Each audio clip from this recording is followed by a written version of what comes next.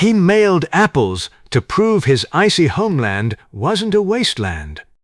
In early 1900 Sweden, Southerners were sure nothing grew up north but grass. So a northern newspaperman named Gustav Rosen decided to fight back with fruit. He shipped real apples straight to the big editors in Gothenburg, Malmö, and Stockholm. His point: the frozen north could grow more than the south ever imagined. One box of apples did what 1,000 speeches couldn't. A dead man's will still controls what this museum can lend, over a century later. It's the Frick Collection, the private mansion-turned-museum of steel baron Henry Clay Frick. When Frick died in 1919, his will froze his masterpieces in place. They can never leave the building. So while other museums swap treasures worldwide, Frick's originals stay bolted to these walls forever. But there's a loophole. Anything the museum bought after he died is free to travel the globe. So a billionaire's final wish still decides which paintings get to see the world. This magazine drew extra collars onto its own fashion photos to hide necklines. It was Beatrice, a Dutch weekly for Catholic women, back in the 1950s. Here's the twist. Its photos came from the exact same source as a racier rival. Both magazines shared one publisher and one set of fashion shoots and sewing patterns. So editors just penciled longer hemlines and higher collars onto every single one. Same dress, same pose, just quietly made modest for a different audience. One small Swabian castle quietly kick-started the German novel. In the 1760s, a count turned Schloss Warthausen into a court of the muses.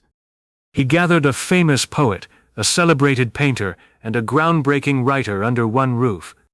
The writer, Sophie von La Roche, penned what became the first German novel by a woman. Poet Wieland and painter Tischbein traded ideas in those same halls. So this quiet little castle didn't just host history, it helped write it. For nearly 50 years, one woman was Denver's only licensed black female doctor. She got her medical license back in 1902 and stayed the only one for decades.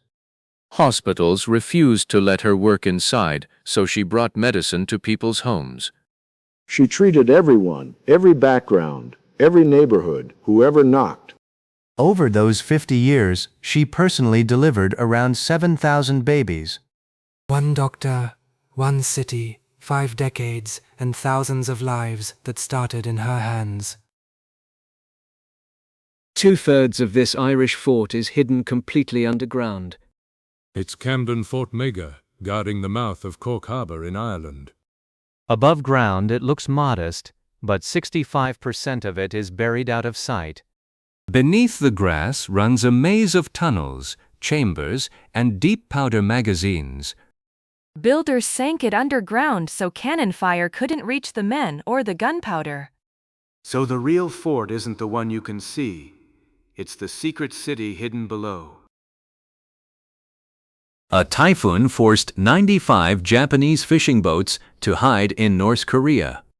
It was 1985, and a massive storm named Pat was tearing across the Sea of Japan.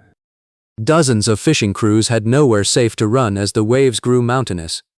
So they made a bold call and steered straight for North Korea's coast. Here's the twist. Japan and North Korea were Cold War strangers with no ties at all.